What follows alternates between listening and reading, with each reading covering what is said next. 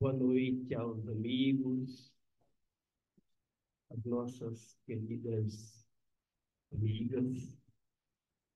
Temos aqui do livro conosco o texto Tenhamos Paz. Tende paz entre vós. Paulo, primeira epístola aos Coríntios, capítulo Tessalonicenses. Não sei por que Coríntios, Tessalonicenses, capítulo 5, versículo 13. Vamos ao texto. Se não é possível respirar num clima de paz perfeita entre as criaturas, em face da ignorância e da belicosidade que predomina na estrada humana, é razoável procure o aprendiz a serenidade interior diante dos conflitos que busca envolvê-lo a cada instante. Cada mente encarnada constitui extenso núcleo de governo espiritual, subordinado agora a justas limitações, servido por várias potências, traduzidas nos sentidos e percepções. Quando todos os centros individuais de poder estiverem dominados em si mesmos, com ampla movimentação no rumo do legítimo bem, então a guerra será banida do planeta. Para isso, porém, é necessário que os irmãos da humanidade, mais velhos na experiência e no conhecimento, aprendam a ter paz consigo. Educar a visão, a audição, o gosto e os ímpetos representa base primordial do pacifismo edificante. Geralmente ouvimos, vemos e sentimos conforme nossas inclinações e não segundo a realidade essencial. Registramos certas informações longe da boa intenção em que foram inicialmente vazadas e, sim, de acordo com as nossas perturbações internas. Anotamos situações de passagens com a luz ou com a treva que nos absorvem a inteligência. Sentimos a reflexão ou o caos que instalamos no próprio entendimento. Eis porque, quanto nos seja possível, façamos serenidade em torno de nossos passos, ante os conflitos da esfera em que nos achamos. Sem calma, é impossível observar e trabalhar para o bem. Sem paz dentro de nós, jamais alcançaremos os círculos da paz verdadeira. Emmanuel. Vamos ouvir o nosso livro com atenção e com carinho.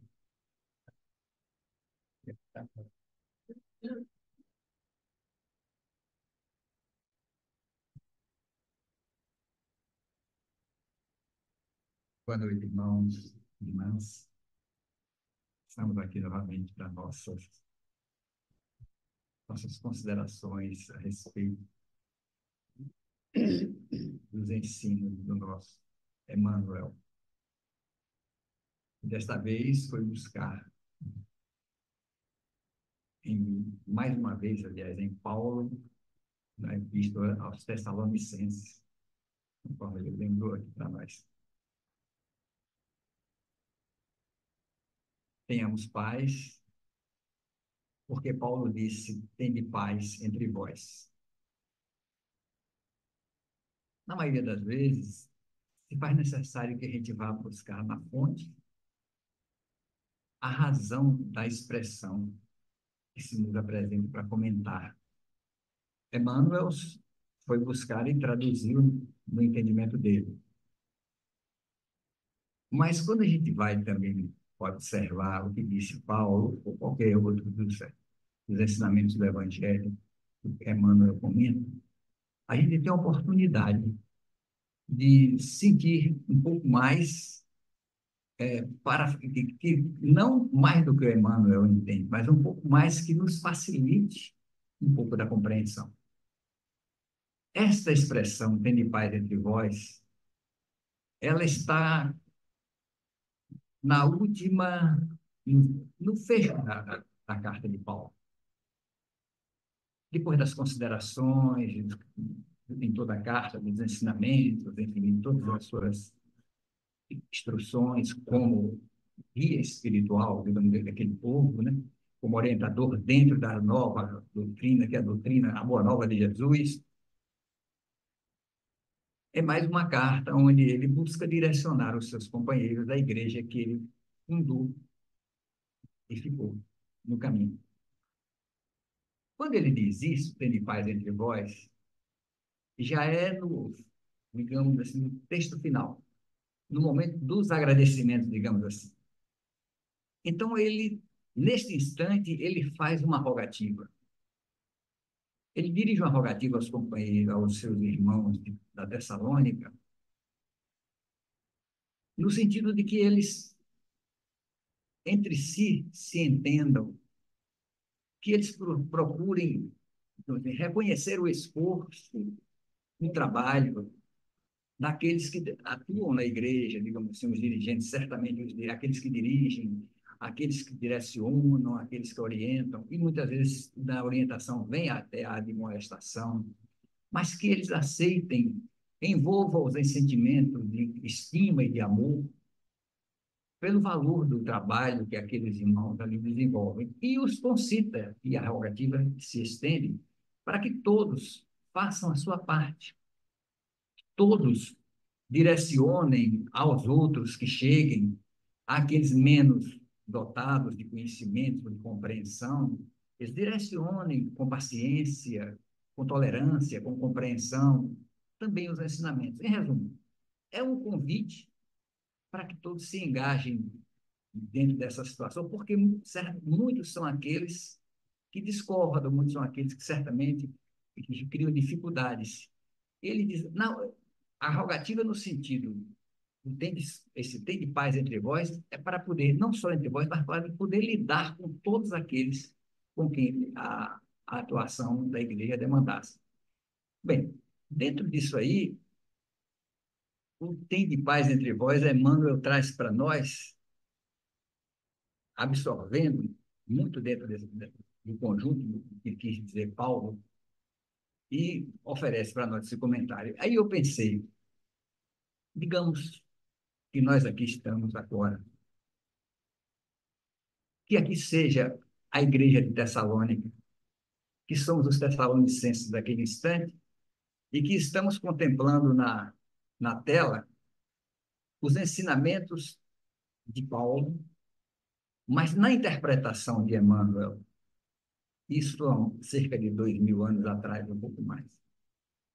E, ao mesmo tempo, nos projetemos no tempo e nos coloquemos também como se fosse dos tessalonicenses, de 2 anos à frente, ouvindo Emmanuel, já, digamos, não no NEFA, como nós estamos aqui, mas no grupo de Chico, lá em Pedro Leopoldo, quando Emmanuel se dirigiu essa mensagem a eles.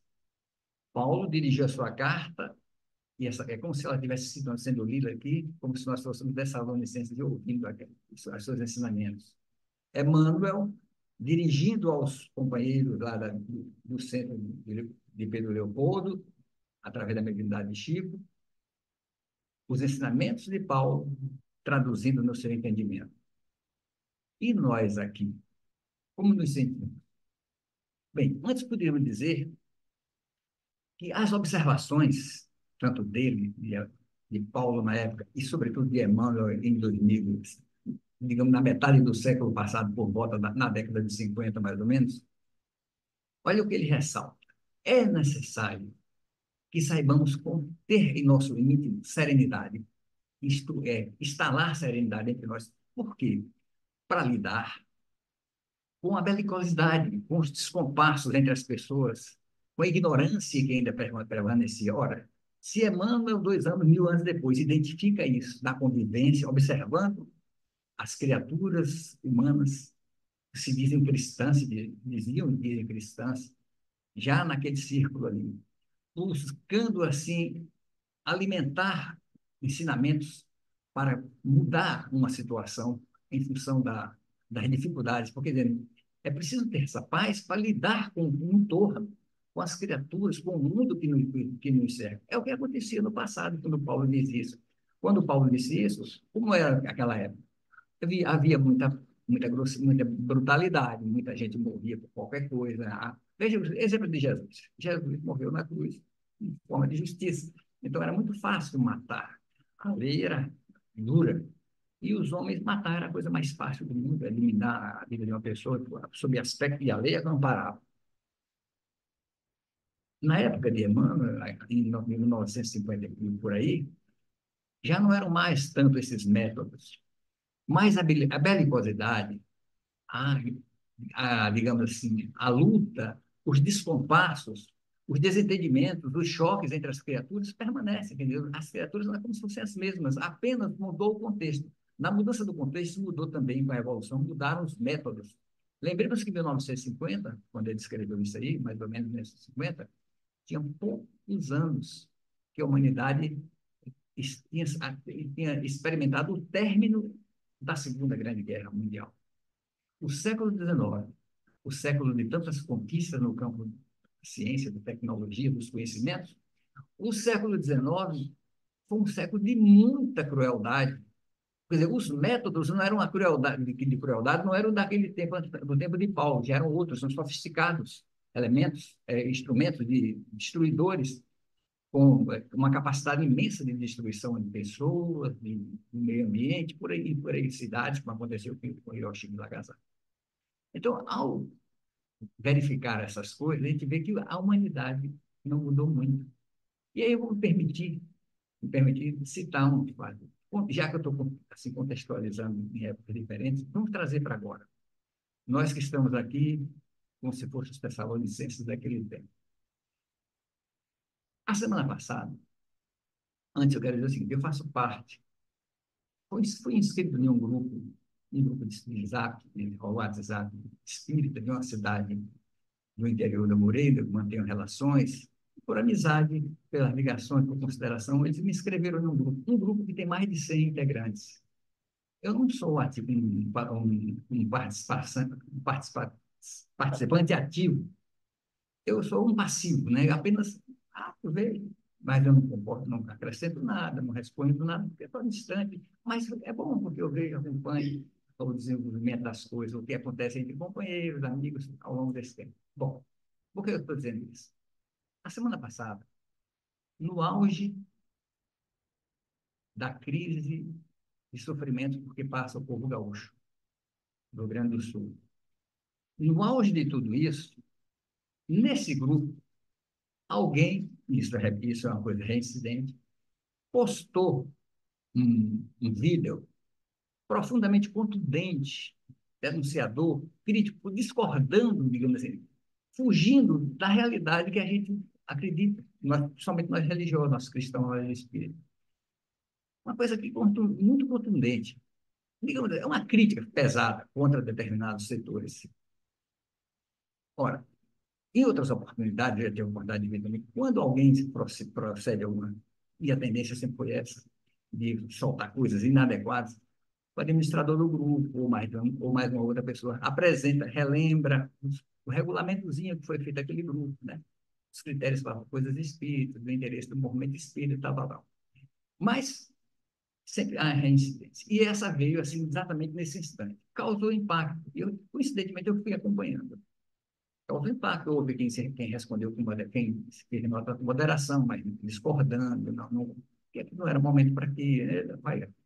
Mas a coisa foi tão contundente que o dirigente, um dos diretores do grupo, um dos administradores e também uma liderança espírita, fez uma resposta objetiva, uma crítica, dizendo que não, aquilo não era um momento para aquilo, ali não era espaço para aquilo, e, bom, chegou a dizer que aquilo ali não era verdade, era um fake news, e que citou cinco fontes. E soltou digamos assim, estabeleceu critérios, dizendo, apontando soluções, definições que por acaso as coisas continuassem. Só aí cada um, houve aqueles que pronunciaram de uma forma ou de outra, de maneira mais amena, mas o outro companheiro saiu em defesa do que fez a primeira postagem, e aí foi para cima do dirigente, do grupo. Bom, isso gerou uma réplica do dirigente do grupo, com mais dureza e tal. Bem, a discussão geral em torno disso. Por que eu estou trazendo isso? Isso é o quê? Belicosidade. Isso é o quê? Ignorância. No meio, estou trazendo isso para os arraiais espíritos, a nossa casa espírita. Quer dizer, então esse clima de discordância, de desentendimento, de agressividade entre as pessoas, de falta de paz, ele existe desde sempre. E nós, apesar de sermos cristãos, de termos em nossas mãos um manancial de informações que serve não somente para nós lermos memorizarmos, mas que, desde a sua origem, o Evangelho de Jesus é um convite à interiorização de uma mudança de postura, entendeu? Estar lá, buscar o reino de Deus, cada um, dentro de cada um de nós. Nós continuamos fazendo a mesma coisa. Quer dizer, um grupo espírita, por que eu estou dizendo isso? Um grupo espírita é um grupo para poder nós, né, para que nele transitem as coisas que nos sejam gratificantes, que até nos fortaleçam diante das lutas lá fora. Porque nós já sempre vamos enfrentar isso. Então, é preciso, diz Emmanuel, que tenhamos serenidade, saibamos instalar serenidade dentro de nós para que nós não nos tornemos, digamos assim, torpedeados pelo mundo que nos cerca, por tudo que com as situações que venhamos nos defrontar. Então, olha um exemplo. Um exemplo dessa natureza. Não teria mais cabimento. Né? Não teria mais cabimento, mas mostra o quê? Que esse estágio de, digamos assim, de desarmonia, de desestruturação, está muito próximo de nós e muitas vezes dentro de nós mesmos.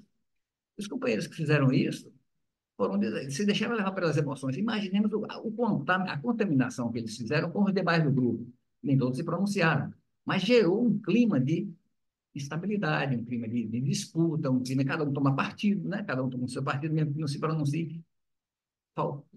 Daquilo, uma coisa totalmente inversa aos objetivos de um grupo como esse. Então, ao trazer isso, quero dizer o seguinte, que felizmente nós estamos aqui silenciosos, estamos aqui certamente mais ou menos harmonizados, mais ou menos pacificados, em função de objetivos. Nós conhecemos isso, mas sabemos que não podemos descuidar dessas coisas. Então, sejamos atentos ao que Emmanuel nos diz. Busquemos estabelecer um clima de serenidade entre nós. E depois ele entra nos mostrando o porquê dessas coisas. Mostrando o quê? Que apesar de ser do espírito encarnado, um espírito encarnado, ele tem um campo muito grande de ação, em que pese as limitações do corpo físico, mas tem muitos instrumentos de ação através dos sentidos, através das emoções, através das percepções e tudo mais. Quer dizer, tem que ele chama assim de potências que ele aciona, espírito, através do corpo físico, do perispírito, aciona para poder interagir com o mundo. Mas que essas coisas, para que nós consigamos atingir esse estado de equilíbrio, precisamos educarmos. É preciso que nos eduquemos. Eduquemos.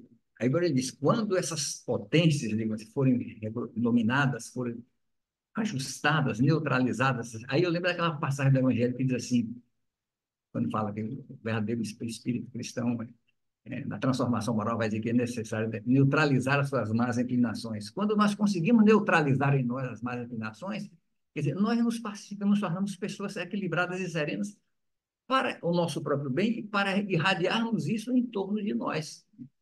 E aí ele diz, quando esse momento chegar, a Terra estará pacificada, a humanidade estará pacificada.